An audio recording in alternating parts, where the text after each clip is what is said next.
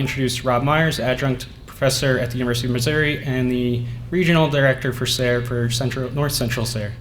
Well, good afternoon. It's great to be with you all here and know so many of you are involved in SARE in one way or the other. Just a little about my own background. I am one of these people that's very excited about cover crops, as I know just about all of you are. And probably like some of you, we actually used cover crops when I was growing up on my farm, which is in central Illinois. I can still remember as a boy way back in the 1960s, my dad would point to one of our cornfields and he'd say, "Look over there, you can see where the corn looks better where it followed our sweet yellow clover 2 or 3 years ago, because over there wasn't any clover." And sure enough, you could see that the corn was a little darker green, a little bit bigger. And that was one of the early things that I remember about agronomy from my dad was that system. But like so many farmers, he got rid of the wheat in the system, just came corn and soybean farmers. And with the loss of the wheat, there went the clover out of the system as a green manure crop. But that was certainly a formative event for me. In the early 90s, I had a graduate student working with me, and as any of you that have advised graduate students, you know, we were sitting there talking about, well, what are we going to do for your thesis project? And we started talking about diversification of cropping systems, because that was the main focus of my research then at the University of Missouri. And we started talking about cover crops, and I was relating to him some of my experience with cover crops. He said, you know, I think I'd really like to try that. So we did a project, found some really interesting things, working Stephen with hairy vetch and Austrian winter peas, had crimson clover in there, some cereal rye. And after we got done, we said, well, let's do a little gathering of folks to see what kind of interest there is in cover crops. So we sent out a big invitation, called a bunch of people, and we got all of about 10 people there from the University of Missouri on cover crops.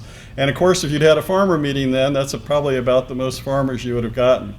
Well, a couple of years ago, we had a follow-up meeting on cover crops at the University of Missouri, and we had to cap it at 120 people, and that was just within the university, and it just sort of blew me away how much the interest has grown. So I'm sure a lot of you are seeing that in your states across the Northeast, but I will certainly tell you from the Midwest perspective, it's just amazing. I was at an event speaking in Minnesota last week, 260 people from the university there, probably 80 of them were undergraduates and graduate students, kind of thinking about the next generation coming on. And I said to them, if you are thinking about what you're going to do with your professional career, this idea of soil health is something that you can spend your whole career around, because there is so much for us to learn and so much for us to teach, that what a rich area for you to be working in, whether you're interested in crops or livestock or equipment, any of those things would be relevant to this area. So in a moment, we're going to take a look at some of the trends that are happening around the United States. Part of this is because I have a chance in my role to travel around the country and see what some farmers are doing, but also we've been surveying a lot of farmers to kind of ask them, what are you experiencing with cover crops? Before I dive into though, I wanted to say just a couple other things about SARE. First of all, where's Andy Clark at? I know I saw him earlier. Andy, stand up for a second, Andy. Many of you have seen the SARE cover crops book. Well, this is the guy that has carried that thing through 3 editions. He'll be happy to sell you a copy out there, but so over 40,000 copies of that have now been sold, and we know tens of thousands more have been downloaded. So Andy, incredible effort with that and a whole lot of other cover crops work. So whenever there's a cover crop question, they seem to find their way to Andy or I, although we've got lots of other folks within SARE who are pretty good on cover crops too. Andy had, as part of his team, looked to see how many projects we funded on cover crops, and Kim Kroll, our Associate National Director, is here. He kind of oversees our database, among many other things. And I think, Andy, we identified there were at least 600 or 700 projects we had funded on cover crops within SARE over the last 27, 28 years. So really, even though SARE is a relatively small program compared to some of the USDA grant programs, we're at about $25 million annually now, it really is the place where by far the most research on cover crops as well as the most education and extension work has been funded. Now obviously NRCS has done a huge amount, and we totally appreciate all they're doing with cost share and technical assistance and with the soil health movement in general. So just a little bit of background material I wanted to throw out. Well, let's go ahead and talk about what farmers are saying across the country. And one of the ideas that's really resonated with me that I've heard farmers like Steve Groff in Pennsylvania talk about is the idea of trying to take advantage of sunlight as much as possible. You know, we think about some of our commodity crops that are out there just 4 or 5 months of the year.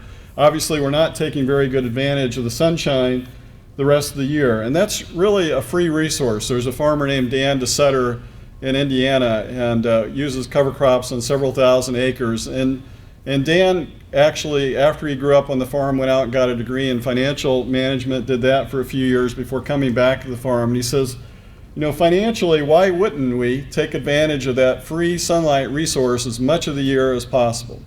So we hear about with soil health that these cover crops are going to feed the living roots. This is a photo from Steve Groff's farm at the end of October. You might be able to see just in the way background at the top of that shot, there's a brown field, and of course that's normally what we'd have. And here's a photo I took of a field right next to our family farm in central Illinois a couple Thanksgivings ago. The soil had had the corn stover removed for cattle feed, and then it had been chisel plowed twice because of an early harvest. Not sure why they needed to chisel it twice. Kind of recreational tillage at its finest, I guess you'd say. But no cover, nothing living feeding the organisms in the soil. So the soil going dormant. You know, I heard a farmer say, well, if we had to go 4 or 5 months without food, we probably wouldn't be too happy. And so you think of those organisms in the soil having to go dormant earlier than they normally would in nature, maybe not surviving. So the idea we're trying to get at, obviously, with cover crops is to rebuild the diversity in our systems, moving a step closer back to the way nature is. We had this illustration done to look at the fact that if you have above ground biodiversity with different diverse cover crops and cropping systems, that then you're going to get a richer set of biological diversity below ground. And I've been learning so much. I don't know about a lot of you, but you know, when I took soils classes, I learned about physics and chemistry and soil genesis, but I really didn't learn much about this biology of the soil. And there, Steve, you are here. Great. Hold up your hand, Steve. That was your photo from a little bit ago on your farm. And we learned about all the biology things going on. Like, I didn't know until last year that there are actually lots of different types of earthworms. I mean, I knew there were red crawlers and night crawlers and so on, but the night crawlers, if you know about them, tend to go more vertically up and down. If you've watched a video, you may have seen them pulling leaves of plants down into the soil, whereas some of the other earthworms are more horizontal tunnelers. And so each of those plays a function in the way that water is going to infiltrate, roots are going to grow, and so on. And then, of course, we're learning a lot about the balance of bacteria and fungi. And I just find it amazing what we're starting to find out about the role of mycorrhizal fungi. In the early 90s, I was doing some work on buckwheat, and I'd look at the Russian literature, and they talk about this mycorrhizal fungi, that somehow the buckwheat was stimulating the mycorrhizal fungi in the cropping system, and that seemed to help their subsequent crops. And I'm like, well, what is this stuff? I've never heard of this. And now we're realizing that a lot of our cover crops, and just having diversity in our system, and most importantly, having low soil disturbance and longer periods of plant growing in the field, help with that mycorrhizal fungi survival and all the benefits that those can provide. So we created this visual to kind of illustrate the idea that the cover crops are like the Swiss Army knife in terms of providing a lot of tools. You know, we think of fertilizers, well, that's going to give us one tool, or a herbicide application is going to give us a weed control tool. But I can't think of anything else with all our cropping management choices that gives us so many different benefits. In a couple weeks, I'm going to go to a Gulfite epoxy task force meeting in Missouri. And I know they'll be talking about, among other things, putting the wood chips in the soil by the tile lines, which is an interesting idea. Seems to scavenge some nitrogen. But I've pointed out to some of those folks, you know, those wood chips, they give us that one benefit. They don't give us all these other benefits to the cropping system and to the environment. And this kind of came home to me just last week in a news article, the idea of reduced soil compaction, which you hear a lot of Midwest farmers talk about, motivating them to use cover crops, and that there was this article last week on the front of the St. Louis Post-Dispatch, the major paper in St. Louis. And this morning I flew from St. Louis here, we flew over the Arch, and they're redoing the grounds of the Arch. Turns out the soil, from not surprising, for millions of people has gotten compacted over the years. And lo and behold, they're growing radishes there to loosen up the soil. And they were so excited by them, they're going to grow them again for another year. And they said in the article that the National Mall in Washington, D.C. was considering using radishes in some parts of the National Mall. So who knows, you may see them down there next to the cherry blossoms next year. So anyway, the idea of reducing compaction is one that we can relate to on not just agricultural grounds, but lots of places. Well, I wanted to take you through some data that we've gotten from some farmers. And this comes from a SARE-sponsored survey that's been done with a nonprofit called the Conservation Technology Information Center. You may be familiar with them. They're based in Indiana. They've done a lot of work on conservation over the years. And more recently, we've also had the American Seed Trade Association start sponsoring the survey. We've done 3 years of surveys of farmers so far. The 4th just went out last week. We've had over 1,000 people already respond to the 4th year. But anyway, those first 3 years, first year we had about 750 respondents. Second year we had about 1,900 farmers and about 1,500 in the 3rd year. And we added some things each year. So the second year we added farmers who were not yet using cover crops, had about 500 of those respond. And then last year we added more questions for horticulture producers. So I could spend 2 hours showing you all the data from this survey. I'm just going to show you a small bit of it, but you can certainly dive into these deeper online. And one of the things we've been asking the farmers is, why are you using cover crops?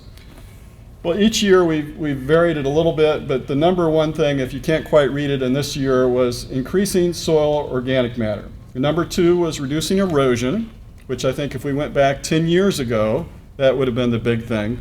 But now they're thinking more about building that soil health, building organic matter.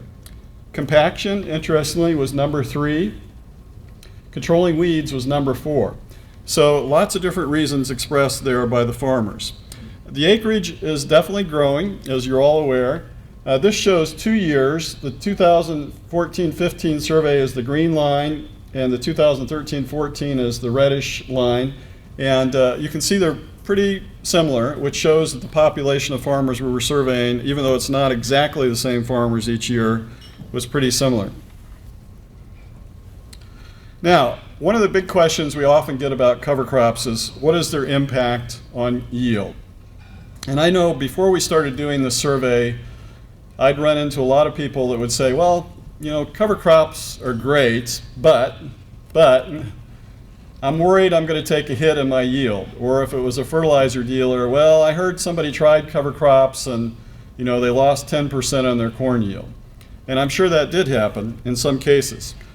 But in the year of 2012, any of you that were watching the national farm media know there was a major drought across the Midwest and southwestern U.S. I'm not sure how far it came into the Northeast, but it was a big deal in the Midwest, one of the worst droughts we'd ever had. And I was hearing farmers that fall say, hey, my cover crop fields are looking good. They're looking better than the fields I have of the same corn or soybean variety that did not have a cover crop on them. So we thought, let's go out and see what's going on with that. These are the yields we had. The blue bars are after cover crops, and the red bars are without. So I'll just look at this one I can point to easier. So on the left is corn, and on the right is soybeans. So again, blue bar with cover crop, red bar without. So this is the drought of 2012. Now this, by the way, I said we surveyed 750 farmers that year. We asked them, did you have situations where you had fields with cover crops and some without, where you had otherwise comparable management? In other words, same or similar varieties, similar soil type, and so on. So about 200 of the farmers had that situation out of the 750. And you can see there was about an 11 bushel yield increase in corn. Of course, the corn yields are depressed due to the drought, and about a 5 bushel yield increase in soybeans. Now we thought, well, that's interesting. Is that because of the dry weather or not? So we took a look at some states that had been hit even worse by the drought based on the National Drought Center. And these 7 states, we had a fair amount of farmer data. There was also some southwestern states that were hit hard, but we didn't have as much data there. We said, let's look at just the yield data in those 7 states that were hit harder by the drought.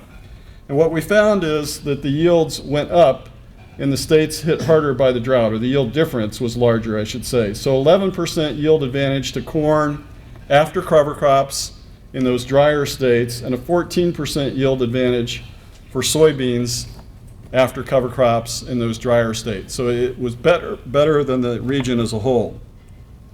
So why is that? I've had a lot of people ask that. I had a soybean physiologist say to me, well, that can't be right because those cover crops are transpiring moisture. You know, they're stealing the moisture out of the soil. Well, on any given farm, I think there could have been different things going on. But here's some things we know are going on, and some of these are probably obvious to you. If we have a cover crop like cereal rye, obviously we're going to get, in a lot of cases, some residue unless it's all tilled in. That residue, of course, is going to reduce some evaporation from the soil. But more importantly, I think a lot of our cover crops, not all of them, but some of them are going to have deeper rooting than our cash crop. So in Missouri, we have real problems with the depth of rooting of our commodities. We have heavy claypan subsoils, and so often our soybeans may only root 24 or 30 inches deep. Now for some of you, it's probably better. But if we grow cereal rye, we know it generally is going to root a little deeper. Others, like annual ryegrass or radishes, may go even deeper. And then after that cover crop, and again, it's going to depend on the species and how it was grown, there may be deeper root channels for that cash crop to grow in. And so we know those cash crops will tend to follow the root channels of the cover crop. So that's a reason that in some cases we see a yield advantage. This mycorrhizal fungi, you know, we really didn't know about this, but what we're learning is these fungi extend the surface area of the roots so that they can take up more water and nutrients. Now, not every cover crop will promote the fungi, and not every cropping system will, but in some cases we think this is happening. Like on the right, that corn plant's going to do a little better if it has more fungi available to work with. So in general, the longer we have living plants growing out there and the less soil disturbance, those two things are a big plus for having more of those mycorrhizal fungi in the soil. What other things are going on? I said the deep rooting, the residue blanket, the changes in the soil biology. Well, in the long term, we saw that the longer the farmers used the cover crop, the more of a yield benefit they had. We know we get more organic matter. That organic matter is going to help with rainfall infiltration, as well as the cover crops in general, and retention of the moisture in the profile. Again, better soil health over time. And then the other interesting thing is we have a lot of farmers telling us, you know, when I adopted cover crops, I started thinking about the rest of my cropping system. And that made me think maybe I need to do less tillage or go to no-till. Maybe I need to reintegrate cattle grazing in my system. And those other changes too then can help with that moisture management. So lots of things going on out there. Well, we've continued to follow up with the yield data. 2013 and 14 were more normal years. Each year we had about 500 farmers in those 2 years give us their yield data. We had about a 3.1% increase after corn in 2013, smaller, 2.1 in 2014, but those were statistically significant yield differences. Soybeans were about 4% each year. So that's 3 years of data. We'll see what happens this year. We're hoping to get some data on other crops besides corn and soybeans as far as yield impacts. But clearly, there's something going on. Now, before I leave yields, I did want to mention too, we've looked at data on a lot of states, and that pattern varies a bit from state to state, but generally it's either neutral or positive. There's almost never a state in any of those 3 years where the yields on average went down. Certainly on individual fields, there were yield reduction, individual farms, but overall the trends were upwards. The other thing I would say is when we dive into the data, the longer the farmer uses cover crops, like I said before, the more they see a yield advantage. So in year one, yes, they might not see a yield advantage. Now in the drought year, a lot of the first year farmers did see a yield advantage right away, but in a more normal year, maybe not. But overall, that trend is there. Okay, what else are we learning from the data? Well, we're learning that farmers are using a variety of tillage practices. I'm sure this is hard to read from the back, but this big slice is continuous no-till. About 42% of cover crop users surveyed were using continuous no-till. About 23% though were using conventional tillage. This green slice is reduced tillage, 16%, rotational no-till at about 13%, and vertical tillage, which is getting more popular in the Midwest, where they're only doing vertical tillage, was about 6%. As far as planting the cover crop, now this varied depending on whether you're doing row crops or horticultural crops, but with the group of farmers as a whole, 46% were drilling, and that's particularly among the row crop farmers. Broadcast seeding with light incorporation was about a quarter. Only about 14% were doing aerial seeding. Now this one, 3% is precision seeding with a corn and soybean planter. We'll look at that in a second, but that's a trend that's starting to emerge. This was a really interesting one, and to me this kind of exploded a myth. And the myth is that the only farmers using cover crops are those getting paid by the government to do it. How many of you heard that? That, oh, they're only doing it because the government paid them. Especially maybe in a place like Maryland, you might hear that. Well, here we go. 63% of this farmers nationally have never received a government payment to plant a cover crop. 63% have never had a government payment. How about the ones that are always getting government payment? That's 8%. This little red slice over here are always getting a government payment. Now again, in Maryland, it would be a little higher. Maryland. But the rest of the region, not so much. So I would not discount the value of incentive payments, whether they're federal or state. They play a big role, I think, in helping farmers or landowners feel motivated to try cover crops, but they're not the main reason farmers are using them by any stretch of the imagination. This slide kind of gets into the impact of crop prices. Of course, if you're growing commodity crops now and maybe even some other types of crops, we're in a lull, we're in a low spot for prices. You know, corn and soybean, wheat prices have come down quite a bit. We asked, is this going to impact your use of cover crops? Well, 47% said that it was going to have no impact on their cover crop use, and 25% said maybe a slight impact. So about 3/4 said either no or slight impact. Now we did see a difference among the people already using cover crops and those not yet using them. So among the farmers already using them, they were pretty strong in saying, no, that's not going to impact my continued use. You know, once they start, they tend to get committed, especially if they've done it a couple years. If we asked the farmers who were not yet using them, then there was a higher percentage that said it might impact their decision. I'm going to go through these next few slides pretty quickly, but we tried to get at last year, what are the species of cover crops being used? And we broke it into type of cover crops. So this first slide is the cereal grasses and annual grasses. No surprise, cereal rye, the queen of cover crops. About half, 44% of the farmers are using cereal rye somewhere in their operation.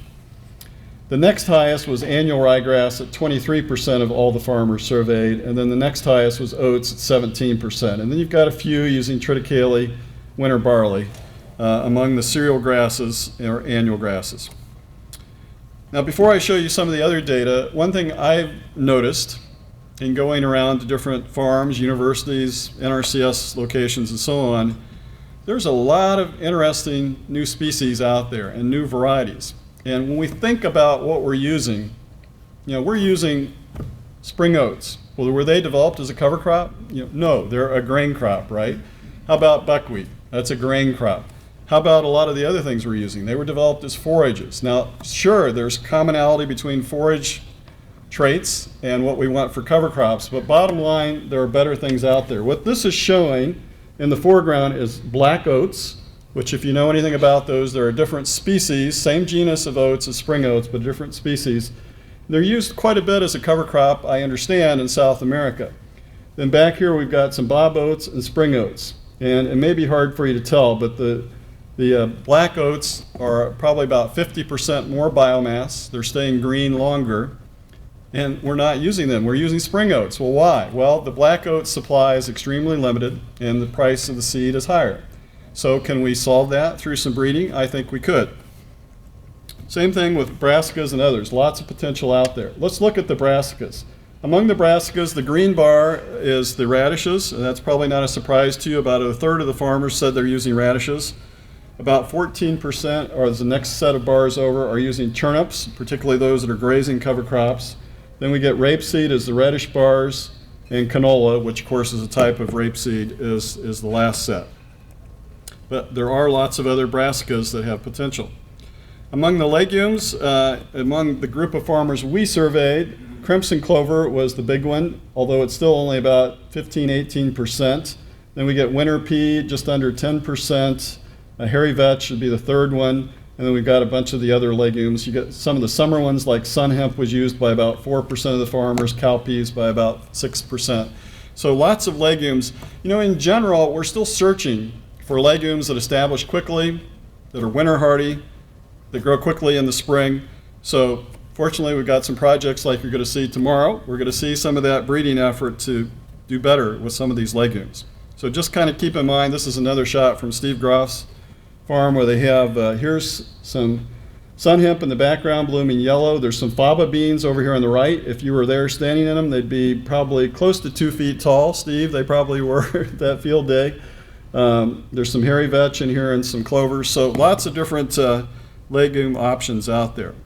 Well, I want to switch gears briefly to what's going on with equipment. You know, lots happening with varieties, but lots going on with equipment too.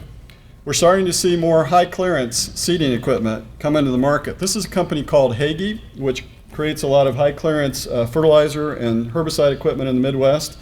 They've taken their standard herbicide or liquid rig. They swap out the liquid box for a seed box here in the back. They put a blower on it and it blows the seed out through these tubes. Now there's farmers that have done the same thing. In fact, I think they stole this idea in general from some farmers. And then there's a little metal diverter that diverts that. And as they go into the field, you know, those drop tubes are going to get a little way down in the canopy. So what's the advantage of this over aerial seeding? Well, in one sense, not a huge difference, but there are some differences. You know, neighbors don't like it if you fly a cover crop on their field sometimes. So it's a little more controlled if you're doing this. Maybe you can go on a day that's really windy, you can still do this. But the big thing about this, which may not be readily apparent, is who is going to do the cover crop seeding. We asked the non-users of cover crops, what's holding you back? Number one thing is having time to do it in the fall. That's their perception anyway. I just don't have time to do it. I'm busy harvesting, I've got tillage, I've got fertilizer. We've got a huge number of ag retailers, fertilizer companies, and so on that have a huge capacity that is underutilized in late summer and early fall. Just think of, they're not in the field with this type of equipment usually in August, maybe a late fungicide application early August. They may not be doing much in early September. So they've got equipment sitting there idle. They've got people that are underutilized. They can take their existing high clearance equipment and modify it like a rig like this for about $40,000. Now that may sound like a lot, but I did some quick calculations. In my state, in Missouri, they could pay for that in one season, at the most 2. So it's something that's affordable for them to do. The question is, are farmers going to contract with them? I think we are going to see more of that contracting go forward. Now here's another type of piece of equipment from Hagee. This is their high clearance nitrogen toolbar that they've modified. If you look closely, you can see those drop tubes again. And here they've got 2 sets of rollers. One is kind of a cultipacker roller and the other is more of a standard roller. They were experimenting. And I like the idea of this because it can incorporate the seed a little bit rather than just broadcasting on the surface. So here's the problem. This equipment can go through pretty tall corn, but it can't go as fast or as widely as that previous machine I showed you. So that previous machine, in theory, could do up to 500 acres a day. In reality, maybe more like 300 or 400, depending on seed refill. But this machine's at best going to cover about half the acres. So that's kind of holding it back. But I think that's the type of innovation we need to look at. How do we work that seed in a little bit? Some of you have seen these boxes on combines. Actually took this. Steve Groff had a nice demonstration of some equipment at his farm. And so you put a Gandy Seed Box on here. They actually sell a customized setup to do this. They're blowing that seed again out through the tubes, comes down underneath the snout of the combine, blows that seed out. And importantly, that seed's getting on the soil before the stalks and leaves are coming out the back and covering that seed up. So it can work pretty well for establishment. Obviously, you're saving a trip through the field. The comment I've heard from some farmers that have used this is, well, it works, but you know, I don't like stopping my corn harvest or my soybean harvest to fill up the cover crop seed. So that's maybe something that is going to hold some of them back. Well, maybe they're out there doing a vertical tillage operation. Here's a vertical tillage Salford device. They put a Valmar seeder on it, and it's got a blower again like these other devices, and it's in this case blowing the seed out in front of the vertical tillage tool. So that's a way to get some incorporation. Interestingly, I was at a field day summer before last on a large farm near Indiana, and they were using a variety of methods. Their primary tool was a drill. They were doing a little aerial seeding, but they said increasingly they were moving to using their row crop planter. I don't know how many rows that has. It's probably a 24-row planter. But they said their drill was a 15-foot drill, so they can cover a lot more acres with their row crop planter, and they can cut back on their seeding rate, especially of things like the Brassicas. And it gives them the ability to do something like this. So you can, in this case, maybe do some alternating rows where maybe you've got some radishes and then a cereal grass like cereal rye in here.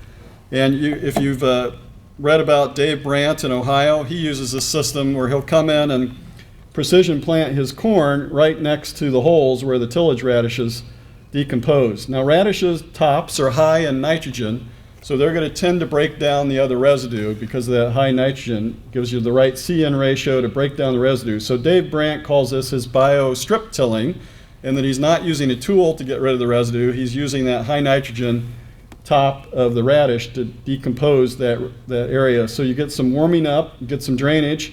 Just have to make sure the corn planter doesn't put the seed right where that hole is, or it'll be about 10 inches deep. That'd be a problem.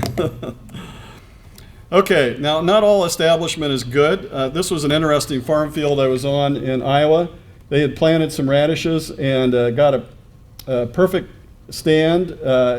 Over here they planted a few days later and the ground had dried out, and it's probably hard to see, but the radishes are starting to come, but a very spotty stand. So it was just the difference, I was told, of about 4 days in planting. So, you know, moisture can be challenging in the fall. That can be an issue. So can we seed a little bit earlier?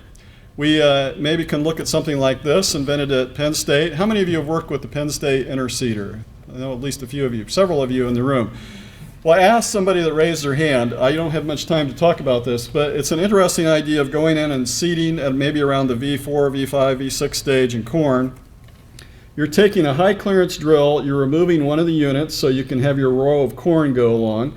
And it's hard to see, but there's black drop tubes here. One could put on liquid nitrogen, another one could put on a herbicide like glyphosate. So you can get, that's where the 3-in-1 idea comes. Do seeding, nitrogen, herbicide all in one pass. And get that cover crop established early. And this is some annual ryegrass, which from what I'm hearing is the one that has done better in Pennsylvania test. Maybe because of being a little more shade tolerant, but comes up, doesn't get real big, kind of sits there until the corn comes off and then can really take off and grow. And I mentioned I was in Minnesota. They're taking a hard look at this there because of their limited falls. If I had seen this picture as an agronomist 5 years ago, I would have said, that's crazy. Why would you ever go out and try to plant into that? But we've got a lot of farmers starting to do this, called planting green. And Steve, I think you guys put out a pretty good publication. Didn't you do a planting green publication? So this is probably 4 or 5 foot tall cereal rye, some soybeans being drilled into it. I've been in the field when we're doing this, either on a research farm or a farm field, and it actually can work very well because you don't have the residue already matted down, so you're not pinning that residue into the furrow. The idea being you'd spray the same day or maybe a day later. I probably wouldn't recommend this to a first-time cover crop user, but it is working well for experienced cover crop users, especially with soybeans. And this may be a little hard to see, but there's some soybeans coming up in the residue. Here's a big roller crimper, so we can scale up some of this equipment. This is a custom-made 60-foot roller crimper on Harry Vetch. What about other equipment? This is a manure application. A farmer in Iowa was trying to use cover crops, and his normal manure applicator would tear out all of his cover crops. So he got a new one, modified it further, and he's able to only disturb about 15% of the soil surface area. Grazing of cover crops is really taking off in the Midwest. I don't know how much in the Northeast, but we are seeing a lot of potential profit from doing that. This was a shot I took at Steve's place that I thought was a really good thing to kind of keep in mind, that the soil is meant to be covered when we think about our natural systems. So I want to just end with what some farmers said on the survey they would say to their neighbor about cover crops. One said, it's a systems approach based on a return to the way nature is intended to work, and therefore can be extremely successful. Another farmer, if you expect to be able to farm your land in 50 years or have your child or grandchild farm it, then you need to use cover crops, thinking ahead to that next generation.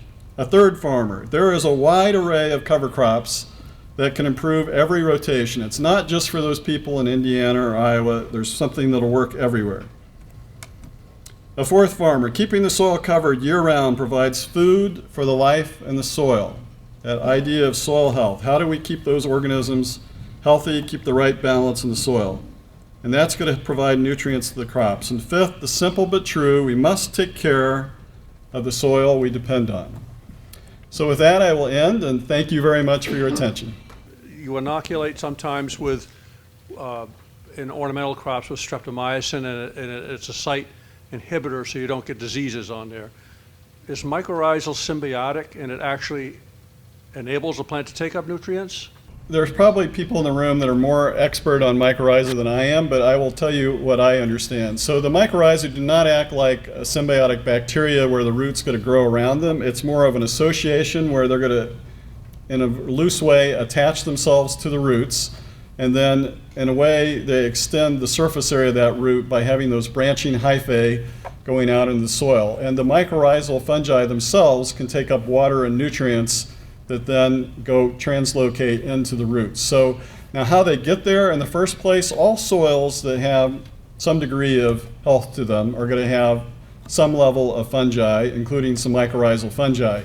But if it is just a monocrop system with only the cash crop, there'll be a very low level of those mycorrhizal fungi. So the more we can keep plants growing throughout the year, the more we can avoid disturbing the soil, because tillage is bad for those fungi. And the more we can have some biodiversity, that's in general going to benefit the population of them. So we probably don't want to think about inoculating the soil for large-scale fields. I know that's discussed with nursery crops and so on, but I think the future is to promote soil health that will naturally lift the population of those. Any further comment from anybody else that maybe is an expert on mycorrhizing? Yes. The plant roots and the soil fungi create a relationship that the plant roots actually give off carbon or sugar. Yes, I forgot and to mention that part. exchange, then the fungi transports nutrients, and the largest fungi I've been told exists out on the west coast in an undisturbed area in the woods. It's 2,200 acres in size. The same fungi.